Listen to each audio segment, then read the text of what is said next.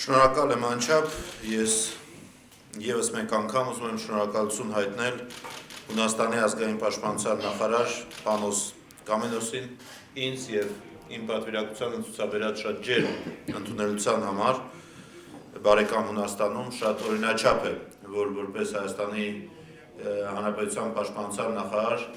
դեպի արևմուտք իմ առաջին այցը ես կատարում եմ հենց Հունաստան, մի երկիր, որ Հայաստանի զինված ուժերի ստեղծման առաջին իսկ օրվանից գործով եւ ոչ թե խոսքով ապացուցել է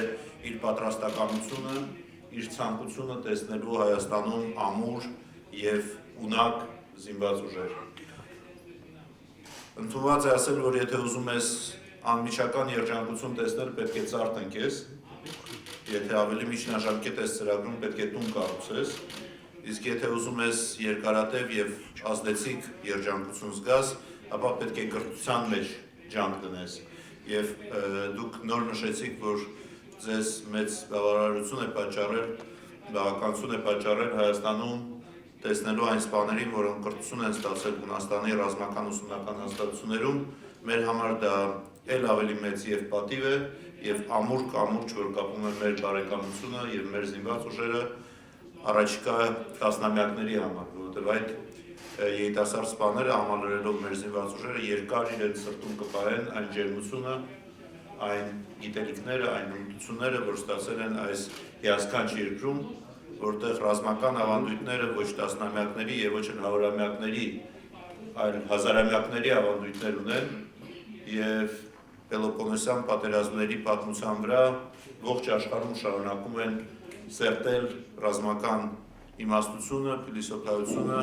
հասկանալ իդեալիզմի եւ ռեալիզմի հակադրությունը եւ համադրությունը մելյան երկխոսության միջոցով։ Ես ուզում եմ շնորհակալություն հայտնել մեր ողջ ժողովրդի անունից այն երկարատև եւ այն շատ կարեւոր աջակցության համար, որ մենք տեսնում ենք, թե մեր հատուկ նշանակության ջոկատների պատրաստման, թե մեր ռազմատեխնիկական փոխգործակցության ոլորտում եւ այն ծրագրերը, որ մենք իրականացրել ենք, իրականում եղել են այնքանով հաջողակ, որ հիմք են տալիս ապագայի համար ավելին պլանավորելու եւ իրականացնելու։ Սիրելի լրագրողներ, րոպեներ առաջ ավարտվեց մեր բանակցությունների, պաշտոնական բանակցությունների հատվածը, մենք խոսել ենք մեր տարածաշրջանի մասին, խոսել ենք այն մարտահրավերների, դժվարությունների մասին, որ առկա են եւ ցավոք սրտի միայն ավելի են ուժ գնանում, թե Կովկասյան տարածաշրջանում, թե Մերձավոր Արևելքում եւ ֆիքսել ենք շատ կարեւոր մի իրականություն, որ այսօրվա մարտահրավերներն այնպիսին են, որ ցանկացած մարտահրավեր, եթե դրան ժամանակին չես պատասխանում, դուր է բացում մի նոր իրականության։ Ես նշեցի, որ մենք տեսանք, թե ինչպես հաշված շաբաթների ընթացքում կայուն թվացող Մերձավոր Արևելքը հնարավոր դարձավ վերածելու քաոսի եւ անվերջ թվացող պատերազմի մարտադաշտի։ Եվ ինչքան ջանք է պահանջվելու այսօր վերականգնելու համար եւ փոխելու համար այդ իրավիճակը այդ տարածաշրջանում։ Մենք պետք է ամեն ինչ անենք, որպեսզի նման օջախներ չհայտնվեն նոր տեղերում, որպեսզի նոր իրավիճակներ, բարդություններ չառաջանան, որոնց հաղթահարումը հետո շատ ավելի մեծ ջանքեր եւ խնդիրներ առաջացնելու։ Ես իմ գործընկերոջը եւ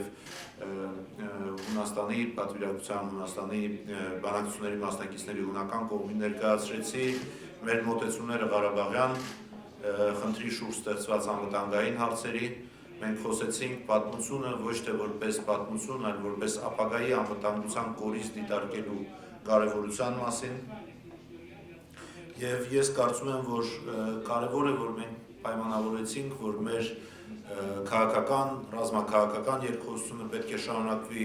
նույն ինտենսիվությամբ եւ հուսանք նույնիսկ էլ ավելի ինտենսիվ, որովհետեւ թեմաները շատ են, անելիքները էլ ավելի շատ են եւ ամենակարևորը այն է, որ դա է մեր ժողովրդների ձգտումը, դա է մեր ժողովրդների միջև դարավոր բարեկամության թելադրանքը։ Մենք նաեւ ունենք բազմաթիվ ծրագրեր, որտեղ մենք փոխգործակցում ենք Հունաստանի հետ եւ Հունաստանի միջոցով բազմակողմ ձևաչափերում, լինի դա Եվրամիության հետ մեր իրականացնող ծրագրերը, թե Հյուսիսատլանտյան դաշինքի հետ կապված Հայաստանի մասնակցությունը գործընկերություն համախաղության ծրագրերի միջոցով միջազգային խաղաղապահ ծրագրերի միջոցով եւ Հայաստանում շատ լավ են հիշում, որ Հայաստանի խաղաղապահ կարողությունների հիմքը դրվել է հենց առաջի համատեղ մասնակցությամբ Կոսովոյում տեղի ունեցող խաղաղապահ գործողության ժամանակ եւ եւս մեկ անգամ ամրագրեցինք, որ այդ փոխգործակցությունը հիմնված էր ոչ թե այժմեական ինչ-որ խնդիրների կամ կարճաժամկետ հաշվարկների, այլ երկար սկզբունքների, հավատքի, պատկերացումների վրա հենված մեր փոխգործակցության արմատների վրա։ Շնորհակալ եմ ջերմ ընդունելության համար, շնորհակալ եմ այս հնարավորության համար եւ անպայման ամեն ինչ պետք է անենք շարունակելու համար մեր երկխոսությունը ամենաակտիվ ձևով։